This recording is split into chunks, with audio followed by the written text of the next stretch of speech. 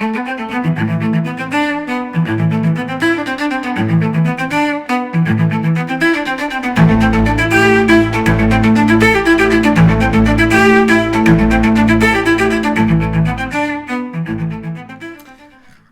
ce qui est intéressant dans l'exercice que vous allez voir, bon là, il n'est pas Jean-Philippe Tanguy n'est pas à l'Assemblée nationale avec des envolées lyriques et parfois très drôles, très spirituels, c'est amusant. Mais là, il est technique. Et c'est là qu'on devrait, si vous voulez, insister sur le fait que nos députés devraient bosser. Et ils ont quand même des bons salaires. Et ça nécessite de travailler, ça nécessite d'avoir de la matière grise et aussi de bosser ses dossiers. Et vous allez le voir, le petit Tanguy, là, il assure grave. Pourquoi? Parce qu'il bosse, parce qu'il est intelligent, parce qu'il n'est pas arrogant non plus. Il est juste ce qu'il faut. Et puis, il n'a pas un biais, si vous voulez, idéologique quand il parle. On ne sait même pas, on ne sait même pas de quel côté de l'échiquier politique il se trouve, parce que c'est technique, c'est tout. Il n'y a pas de biais idéologique dans son expression, et ça c'est intéressant. Je trouve que en cela, parce que ça crédibilise son propos, puisqu'il regarde le dossier, il argumente, et face à lui, il a quelqu'un qui un ministre dont on voit bien qu'il est issu d'une caste de technocrates, et il est arrogant, il le taxe de complotiste. Jean-Philippe Tanguy, il est factuel, il a des éléments, il n'y a rien de complotiste dans ce qu'il dit en plus. Mais les autres, vous voyez, il faut qu'il trouve un mot, toujours, un anathème. Alors, complotiste, extrême droite, toujours les mêmes. Mais Tanguy, lui, il est là, avec son dossier, et il a besoin de réponses à des questions claires et nettes que vous-même, que nous tous, on peut comprendre. Après, il y a Charles de Courson qui intervient, vous verrez, et là aussi c'est pareil, il est sérieux le type, et on voit que ceux qui nous ont gouvernés n'ont pas de niveau. N'ont pas le niveau, ils sont de mauvaise foi, ils ont triché, ils ont menti, et ça semble évident quand on écoute ces gens qui sont en commission d'enquête justement pour enquêter sur les fautes qui ont été commises par ceux qui nous ont gouvernés. Ils nous ont trompés sur les finances, conduisent le pays à la ruine. C'est très grave ce qui se passe en ce moment. Et je ne sais pas comment on va s'en sortir. Bonne écoute. Est-ce qu'on doit verser des salaires à des gens qui sont incapables de prévoir 80% des aléas? Dans ce cas-là, il ne faut mieux rien prévoir. Ou alors recruter une voyance par Internet, c'est moins cher à la minute. On a saisi l'inspection générale des finances pour avoir un audit indépendant. Sur, au fond, qu'est-ce qui s'est passé? Voilà un service indépendant qui a regardé. Mais oui, non, mais je comprends bien, Monsieur Tanguy, en fait, les explications ne vous conviennent jamais. Merci, Monsieur le Président. Moi, je voudrais revenir sur mon raisonnement. Vous avez dit, Monsieur le Ministre, que déjà l'IGF, enfin le rapport de l'IGF, c'était un rapport indépendant. Donc l'IGF n'est pas indépendant. Le rapport a été fait à la demande des deux ministres. Et c'est intéressant quand on lit la lettre de mission, d'ailleurs, des deux ministres, puisqu'en fait, la lettre de mission exclut l'identification de responsabilité. Donc, il y a les deux missions de la lettre que j'ai lues, que j'ai relues à l'instant pour vérifier. C'est grand 1, il faudrait quand même inspecter le processus, la chronologie, tout ça. Il n'y a pas le mot responsabilité une seule fois dans la lettre. Et le deuxième point, c'est qu'il faudra faire des recommandations. Voilà. Bon. Donc en fait, oui, c'est sûr que quand il n'y a pas d'indépendance, contrairement à ce qu'on s'avait dit sous serment quand même, vous avez dit que c'était un rapport indépendant, l'IGF n'est pas indépendant. C'est une autorité sous la dépendance directe du ministre de l'économie. C'est même dans le premier alinéa du décret de création du corps. Donc c'est n'importe quoi. Deuxièmement, dans les dans les deux rédacteurs de ce rapport, il y en a un qui est parti quelques semaines après au cabinet de Saint-Martin. Donc excusez-moi, en termes d'indépendance, on a connu mieux. Et le superviseur du rapport, c'est un économiste qui a pris position pendant les élections contre les oppositions populistes. Voilà, avec un livre, les économistes répondent aux populistes. Donc, excusez-moi, cette espèce de prétention en permanence d'indépendance du corps de l'IGF, on en reparlera, c'est d'ailleurs l'objet de la deuxième partie de ma question.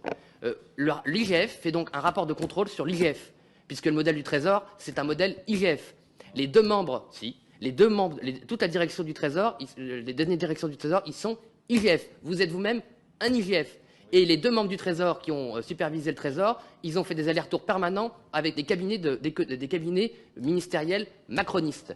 Donc est-ce qu'on va arrêter avec cette lubie de l'indépendance? Donc j'aimerais, d'une part, pourquoi dans ce rapport, dans cette lettre de mission, il n'y a pas, et vous êtes encore ministre, je crois, il n'y a pas l'identification de responsabilité. Donc on en revient à ma question.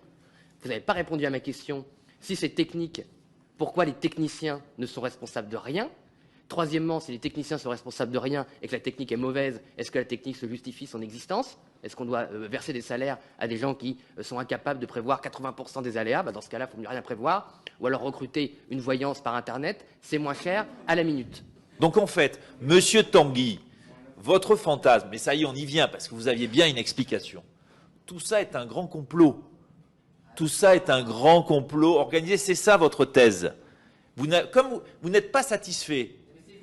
Non, mais comme vous n'êtes pas satisfait, mais oui, mais comme vous renvoyez, ce n'est pas vraiment des questions que vous me posez, c'est des questions purement rhétoriques. Président, je n'ai pas eu de réponse à mes questions factuelles, donc je vais juste reprendre les faits, et que le ministre note mes questions factuelles et y réponde, et s'il considère que mes questions factuelles sont un complot, il faudra démontrer en répondant à mes questions factuelles. Vous avez dit, dans la deuxième réponse que vous m'avez apportée dans ma première intervention, le rapport est indépendant. Je suis allé vérifier, j'ai réécouté la bande 2 fois. Et si vous voulez, on peut faire une suspension de séance pour que vous alliez réécouter la bande si vous pensez que je complote. Vous avez dit que c'était indépendant. Je lis le décret 73-276, article 1. Le corps de l'IGF est placé sous l'autorité directe du ministre chargé de l'économie et du budget. Il n'y a donc pas de rapport indépendant. C'est un rapport qui est fait à votre demande sous un corps qui est sous votre autorité par l'intermédiaire de Madame Sueur. Est-ce que ce que j'ai dit est un complot? Est-ce que c'est factuel? Vous nous répondrez.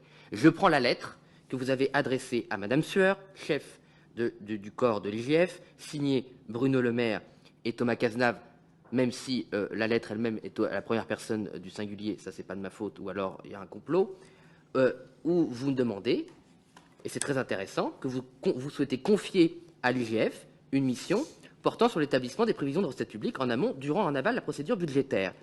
Mais ce qui est intéressant, c'est que vous cadrez cette mission de telle sorte où, premier paragraphe, vous ne demandez pas s'il y a eu des responsabilités et à aucun moment vous ne parlez d'identifier des éventuelles responsabilités dans l'erreur. Vous ne faites qu'interroger le processus et de refaire la chronologie. Est-ce que ce que je dis est faux ou pas, ou vrai? Vous nous répondrez. Deuxième paragraphe, deuxième ordre de mission, vous demandez des recommandations. Donc ma question était très précise. Pourquoi, dans cette lettre, choisissez-vous de ne pas demander d'identifier des responsabilités, des erreurs, des errements, pour reprendre un mot que vous avez utilisé pour moi? Je rappelle aussi que dans cette lettre, vous mentionnez que cette mission doit être rendue avant l'établissement des 2 commissions d'enquête du Sénat et de l'Assemblée. C'est marqué dans le courrier, donc il y a un contexte. Donc qu'est-ce qui est faux? Qu'est-ce qui est faux dans ce que je dis?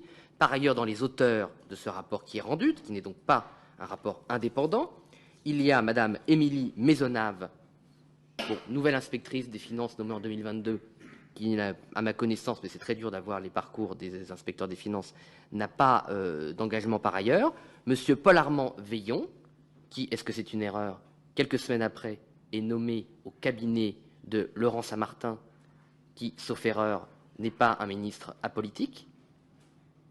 Et Hippolyte Dalby supervise ce rapport, et il n'est pas indépendant, c'est son droit, c'est un économiste engagé politiquement et qui a publié un ouvrage contre vos opposants politiques dans le cadre d'une campagne présidentielle.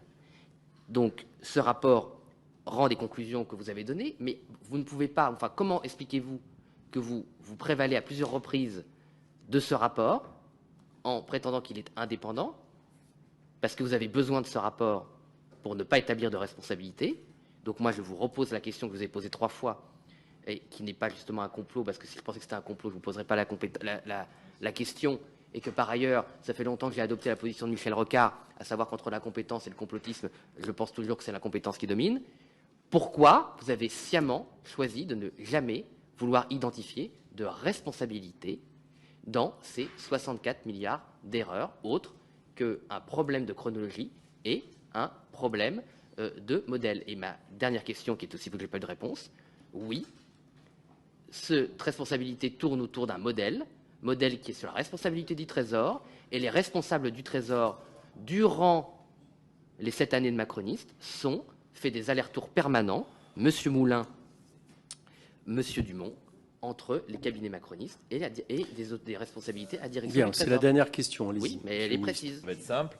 L'inspection des finances, sa pratique, c'est un service parfaitement indépendant qui écrit ce qu'il veut, en fonction des commandes qu'on lui passe. C'est la grande différence.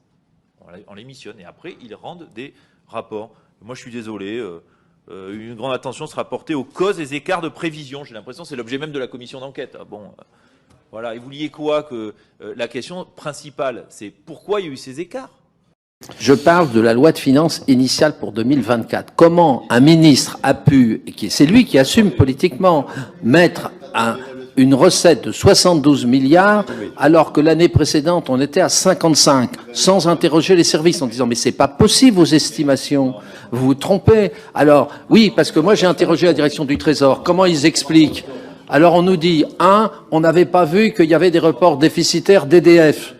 Ok. Bon.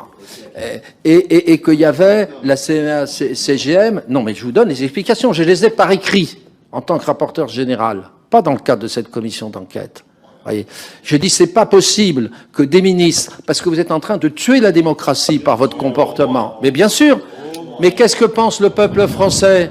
Mais qu'est-ce que pense? Mais monsieur le rapporteur, c'est pas vous que j'interroge. Deux petites secondes. Alors attendez. C'est inacceptable votre comportement, monsieur le rapporteur. Charles de Courson.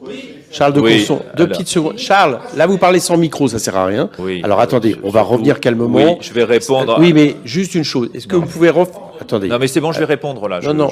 Oui, mais c'est moi qui décide. Ouais, Non, vous n'allez pas y aller.